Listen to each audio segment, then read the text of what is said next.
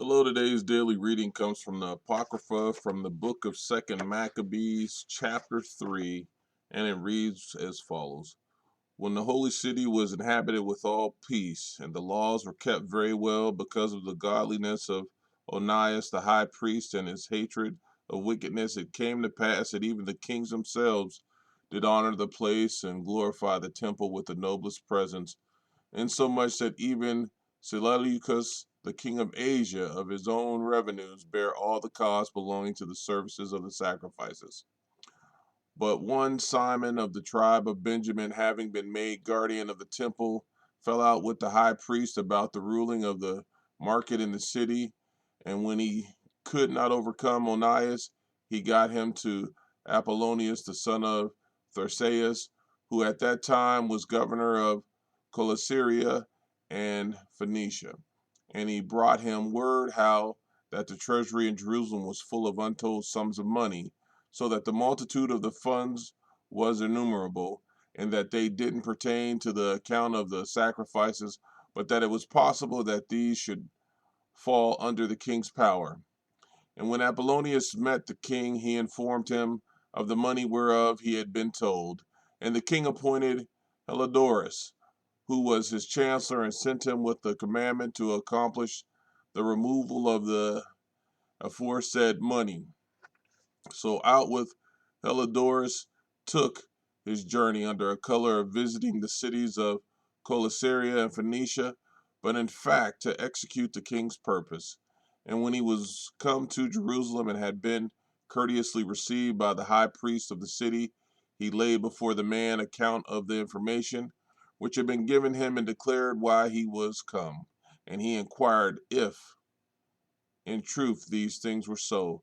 And the high priest explained to him that there were in the treasury deposits of widows and orphans, and moreover some money belonging to Hyrcanus, the son of Tobias, a man in very high place, and that the case was not as the impious Simon falsely alleged, and that in all there were 400 talents of silver and 200 of gold, and that it was altogether impossible that wrong should be done to them that had put trust in the holiness of the place, and in the majesty and inviolable sanctity of the temple, honored over all the world. But Helidorus, because of the king's commandments given him, said that in any case this money must be confiscated for the king's treasury.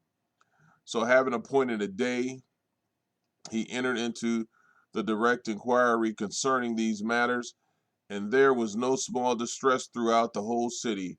And the priests, prostrating themselves before the altar in their priestly garments and looking towards heaven, called upon him that gave the law concerning deposits, that he should preserve these treasures safe for those that had deposited them. And whoever saw the men of the high priest had wounded in mind, for his countenance and the change of his color betrayed the distress of his soul. For a terror and a shuddering of the body had come over the man, whereby the pain that was in his heart was plainly shown to those who looked upon him. And those who were in the houses rushed flocking out to make a universal supplication, because the place was like to come into contempt.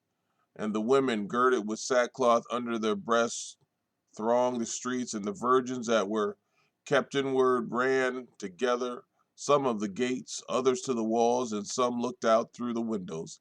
And all, stretching out their hands toward heaven, made their solemn supplication.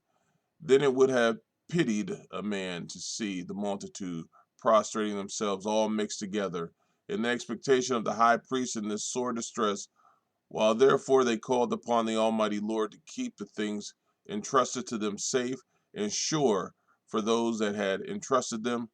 Helidorus went on to execute that which had been decreed. But when he was already present, there with the guards near the treasury, the sovereign of the spirits and all of the authority caused a great apparition, so that all that had presumed to come in with him, stricken with dismay at the power of God, fainted and were sore afraid. For there was seen by them a horse with a terrible rider upon him, and adorned with beautiful trappings, and he rushed fiercely and struck at Helidorus with his forefeet, And it seemed that he that sat upon the horse had complete armor of gold. Two others also appeared to him, young men notable in their strength, and beautiful in their glory, and splendid in their apparel, who stood by him on either side, and scourged him unceasingly, inflicting on him many sore stripes. And when he had fallen suddenly to the ground, and great darkness had come over him, his guards caught him up and put him into a litter and carried him that had just now entered with a great train, and all his guard into the aforesaid treasury, himself now brought to utter helplessness, manifestly made to recognize the sovereignty of God. And so while he, through the working of God, speechless and bereft of all hope and deliverance, lay prostrate, they blessed the Lord and made marvelous his own place. And the temple, which a little before was full of terror and alarm, was filled with joy and gladness after the Almighty Lord appeared. But quickly, certain of Heliodorus' familiar friends implored Ananias to call upon the Most High and grant life to him who lay quite at this last gap.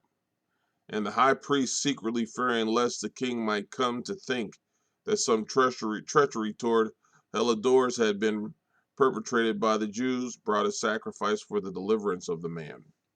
But as the high priest was making the atoning sacrifice, the same young man appeared again to Heliodorus, arrayed in the same garments, and they stood and said, "Give Onias the high priest great thanks. For his sake the Lord has granted you life. And do you, since you have been scourged from heaven, publish to all men in sovereign majesty of God?" And when they had spoken these words, they vanished out of sight. Heliodorus, having offered a sacrifice to the Lord, and vowed great vows to him that had saved his life, and having graciously received Ananias, returned with his army to the king, and he testified to all men the works of the great God, which he had seen with his eyes. And when King asked Heliodorus what manner of man was fit to be sent yet once again to Jerusalem, he said, "If you have any enemy or conspirator against the state, send him there, and you will receive him back well scourged, if he even escape with his life. Because of a truth there is about the place a power of God. For he that has his dwelling in heaven himself has his eyes upon that place and helps it. And those who come to hurt it, he strikes and destroys." And such was the history of Heliodorus and the keeping of the treasury. Amen.